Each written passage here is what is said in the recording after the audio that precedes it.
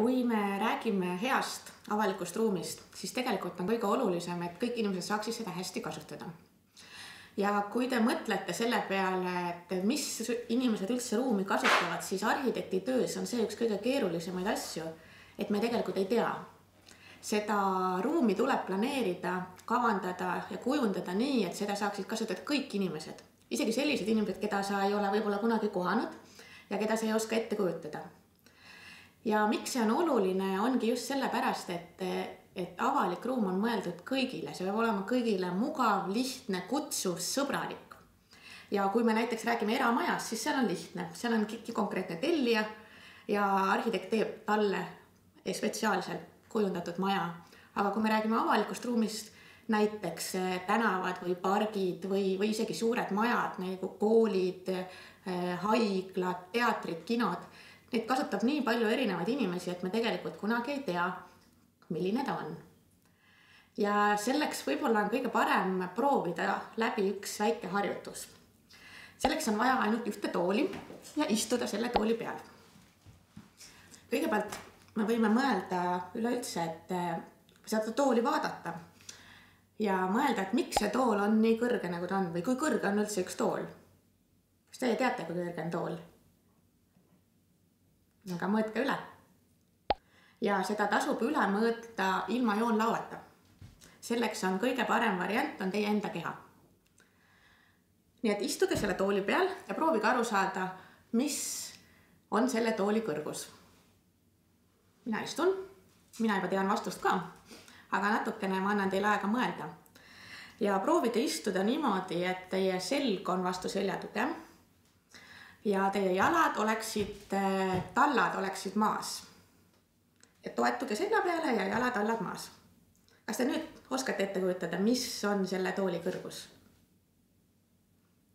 See on üks teie enda keha osa. Nii et tegelikult kõik kooli mõõdud tulenevad inimese keha osadest. Tooli kõrgus on põlveni kõrgus ehk säärepikkus. Ja tooli sügavus ehk siis kaugus istme sügavus ja kelle kaugus selja toest on jällegi reie pikkus. Ja kui te nüüd natuke istute, eriti hea on seda teha näiteks koolis, mitte teie enda kodus või teatris või kuskil, siis proovige mõelda, kas see tool on teile sobiv. Mina näiteks istun üsna hästi, kuigi see tool on natuke minu jaoks liiga kõrge. Aga muidu on enam-vähem okei. Aga kui te teete seda harjutust näiteks koolis ja panete kogu oma klassi korraga istuma niimoodi viisakalt ja sirge seljaga tooli peal, siis te panete võib-olla tähele, et kõigil ei ole ühe palju mugav. Ja see ongi see kõige lihtsam harjutus, et tool on tehtud kõikidele inimestele, mis tähendab, et see ei pruugi üldse kõikidele inimestele sobida. Ja see toob jälle ühe keerulise teemani, mida arhitekt alati kasutab oma töös, on see, et me teeme ruumi justkui nagu keskmisele inimesele. Aga kui te vaatate oma klassis ringi või te vaatate oma sõpruskonda või oma peret või kas või tänaval, inimesed on erineva pikkusega, nad on erineva vanusega, neil on erinevad võimed, neil on erinevad huvid, neil on erinev soov midagi kasutada. Ja kui me teeme mingit ruumi keskmisele inimesele, siis võib juhtuda, et väga paljudele inimestele see üldse ei sobigi. Näiteks see sama tool, mis on minule peaaegu mugav, aga kui kujutate ette, et väike laps peaks siia peale tulema, siis tal on päris raske siia peale ronida. Ja samas, kui tuleb üks korvpallur, kes on minust pool meetrit pikem, tal on jällegi see tool väga-väga ebamugav. Nii et see on üks selline väike harjutus, millega saab harjutada seda, et kas see ruum, see keskkond, see objekt sobib inimestele. Ja püüda ette kujutada, et kuidas siin oleks istuda kellegi teisel. Näiteks, kas vanaema või vanaisa, kas tal oleks selle tooli peal hea? Kas tal oleks mugav siia istuda või siit üles tõusta? Eks mina tean, et minu vanaemal oleksid võib-olla raske üles tõusta, sellepärast, et siin ei ole käetugesid. Jälle üks väga väike detail, aga annab nii palju juurde. Kui mul on käetoed, siis ma saan siit tõsta ennast, lükata ülesse, kui mul on vähem jõudu, on sellest väga-väga suur abi. Ja seda ei pane tähele, kui sa oled juhuslikult noor ja terve. Nii et samad põhimõtted, et tuleb mõelda, et kes veel seda ruumi võiksid kasutada kehtivad nii siseruumis väikestel detailidel kui ka kogu meid ümbritsevas avalikus ruumis, tänavaruumis. Ja võib-olla kõige paremini näitabki seda, et järgmine pilt, kus me vaatame, et kes need üldse võiksid ruumi kasutada. Kui me räägime keskmisest inimesest, siis sellist inimest ei ole olemas. Meil on hästi palju erinevaid inimesi. Et meil on olemas inimesi, kes on vanad. Meil on inimesed, kes ei näe võib-olla piisavalt hästi, võib-olla on tal isegi olemas juhtkoer. Meil on inimesed, kes on ratastoolis ja meil on inimesed, kes kasutavad oma väikese lapse transportimiseks lapsevankrit. Ja kõik nad võtavad erinevas ulatuses ruumi ja kõigil neil on ka erinevad vajadused. Kui me mõtleme kõikidest nendest erinevatest ruumi kasutajatest, siis mis tahes ruumis tasub ringi vaadata ja mõelda, et kas seda ruumi on hea kasutada. Kas siin on mugav olla? Kas siin on kõigil ühtemoodi mugav olla? Kas on mõned ühiskonnarühmad, kes ei saa seda nii mugavalt kasutada? Ja kõige selle jaoks on jällegi üks omadus, mis on kasulik kõikidele inimestele, ka arhitekt oma tööd ilma selleta teha ei saa, on empaatia. Ehk siis ma proovin ennast panna teise inimese asemele. Ja selleks me võiksime veel ühe väikese harjutuse teha. Kujutage ette, et teil on üks sõber, kes on päkapikk. Ta tahab tulla teile külla. Ta tahab tulla teile külla ja õppida teiega koos. Kõigepealt jõuab ta koolimajani.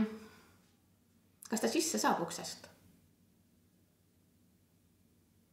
Välisuksest. Aga kui ta sealt mõelge sellele, kuidas ta peaks saama välisuksest sisse. Ja siis ta oletame, et ta saab sisse. Mõelge sellele, kuidas ta võiks seda teha. Kuidas ta edasi liigub? Kas ta teise korruse klassiruumi saab? Kuidas ta liigub erinevate korruste vahel? Ja kui ta klassiruumi jõuab, või mina kujutan praegu ette, et minule tuleb pöialpoiss külla, ta on sõprade abiga saanud siia ruumi tuppa sisse ja nüüd ta seisab keset tuba. Kas tal on mõnus olla? Kas tal on turvaline olla? Kus tahaks olla üks pöialpoiss meile nii tuttavas ja tavalises toas? Kus tal oleks nii, et ta näeks kõiki, aga tal ei oleks ohtlik? Ja kuidas ta üldse saaks? Näiteks minule tundub, et minu sõber pöialpoiss tahaks tulla siia akna peale. Akna laua peal, ta näeks õue ja ta ei oleks nagu liiga madalal, mul on temaga mugav rääkida. Aga ma tõesti ei tea, kuidas ta sinna akna laua peale saaks. Kui tal ei ole just selliseid abivahendeid, mis teda aitavad sinna.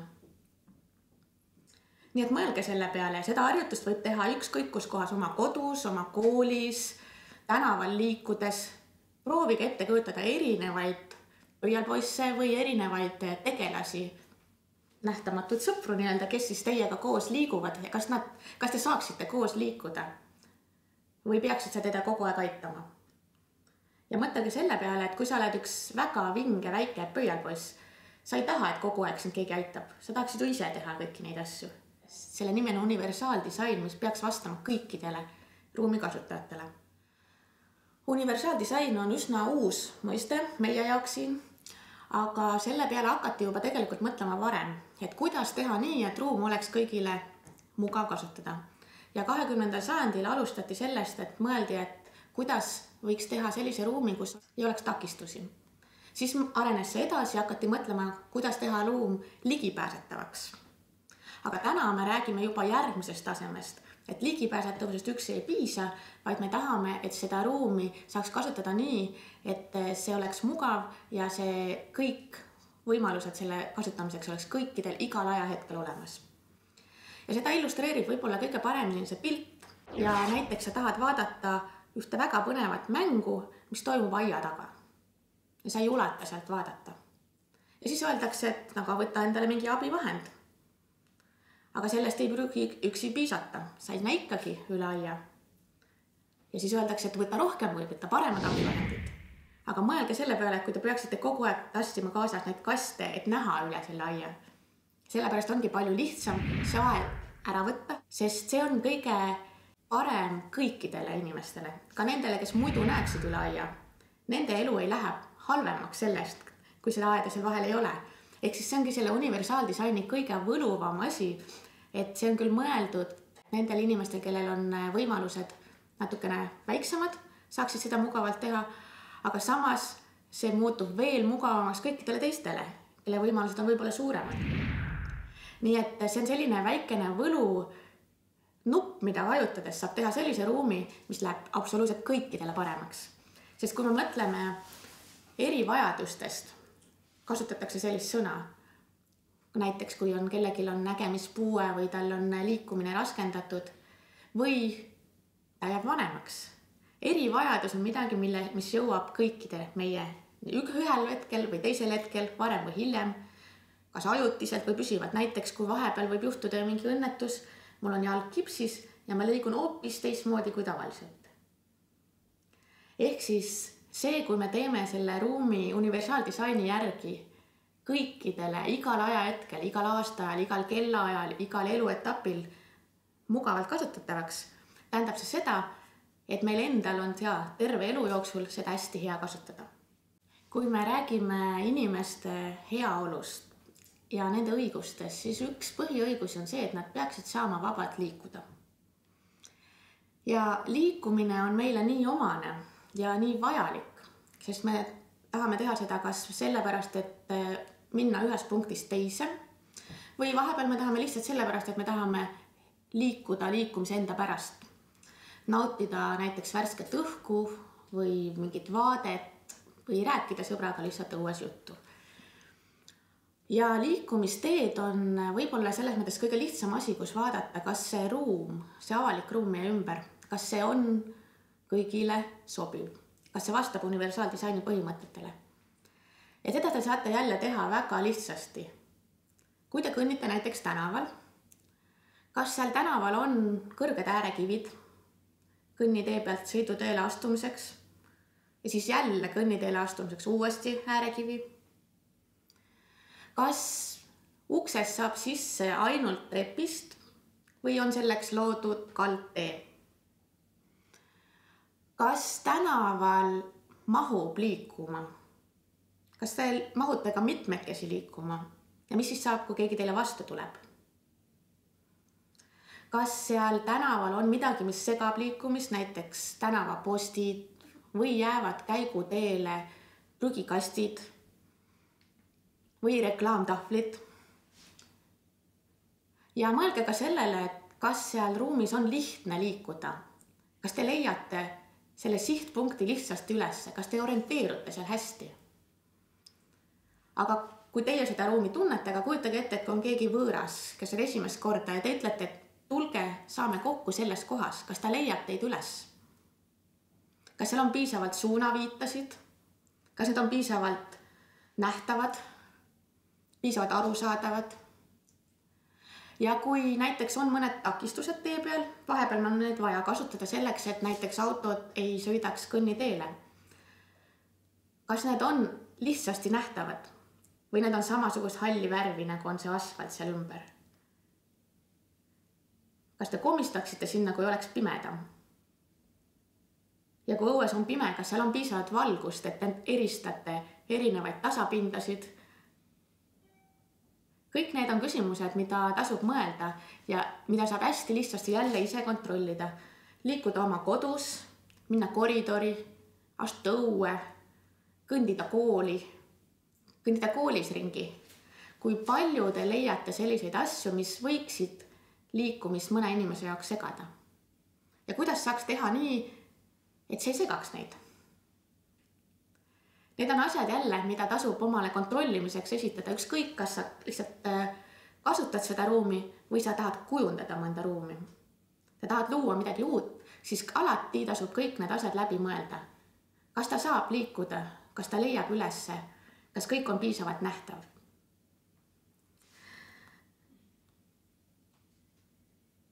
Ja võib-olla lõpetuseks on hea jätta endale meelde 6 põhimõtet, mille järgi saab aru, kas see ruum on kõiki kaasav, kas see on kõigile sõbralik, kas see vastab universaaldisaini põhimõtetele.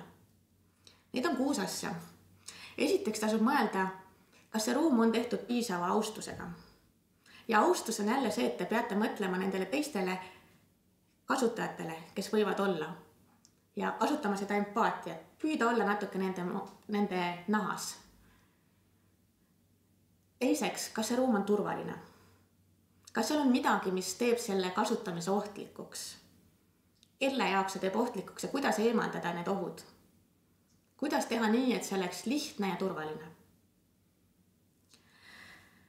Kolmandaks on oluline mõelda ka tervislikkuse peale, sest see on samamoodi asi, mis võib takistada mõne inimese jaoks ruumi kasutamiseks. Näiteks, kui sul on väga tugevad allergiad, siis sa ei saa võib-olla mingil aastaajal mingis ruumis olla. Ja tasub ka mõelda sellele, et kas see avalik ruum, kas seal olemine kahjustab tervist või vastupidi, teeb sulle head, kas seal on piisavat rohelust ümber näiteks, või kas see ruum on tehtud selliseks sinu ümber see keskkond, et sa saaksid tervislikult elada, liikuda rohkem, liikuda turvaliselt ja midagi kartmata. See on see kõik, mis teeb selle ruumi tervislikuks ja mis toob lõpuks inimestele, sulle endale kui teistele kasutajatele, suurendab nende heaolu. Neljandaks on oluline märksõna funktsionaalsus. See on võib-olla keeruline sõna, aga tegelikult tähendab seda lihtsalt seda, et kas see ruum või see objekt, kas seda saab kasutada nii, nagu seda on välja mõeldud. Näiteks, kas tooli peal on mugav istuda? See tähendab seda, et see on funktsionaalne tool. Või kui ma tohin mingi ruumi, kus ma mõtlen, et seal võiks olla mängimise ruum, kas tal tegelikult ka saavad mängida kõik inimesed? Viiendaks on oluline ka arusaadavus. See on seesama, mis puudutab orienteerumist. Kas ma saan aru, kus ma tohin liikuda, kus ei tohi, vahepeal on mõned kohad keelatud või ohtlikud. Kas ma saan aru, kuidas minna ühest punktist teise? Kas ma saan aru, kuidas ma võiksin seda ruumi kasutada ja kuidas ma võiksin seda ruumi kasutada? Ja viimane, 6. asi ei ole üldse mitte kõige vähem oluline, aga see vahepeal kipub ära ununema, kui me räägime universaaldisainist ja sellistest tehnilistest asjadest, on ilu. Kas see keskkond, kas see ruum, kas see objekt on ilus?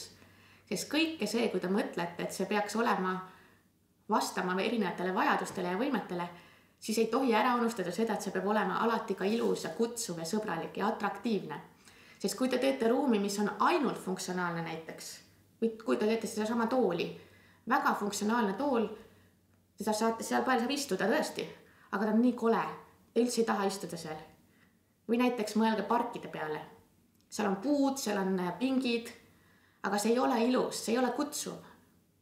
Ehk siis see on jällegi selline, mis tõmbab kõik need asjad eelmised põhimõtted kokku ja see, millega te võiksite alati kõik oma ruumi kujundamise ja kavandamise küsimused lõpetada. Kas see kõik, mis ma nüüd olen läbi mõelnud, nii hoolega olen kõikidele kasutajatele mõelnud, kas see kokku on lõpuks ka ilus? Kas mina tahaksin seal olla? Kas mu sõbrad tahaksid seal olla? Kas ma julgeksin kutsuda võõraid inimesi siia? Nii et kui te nendele asjadele mõtlete, siis te võite olla üsna kindlad, et see ruum on kõikidele igal hetkel ja alati kutsuv, sõbralik ja mugav.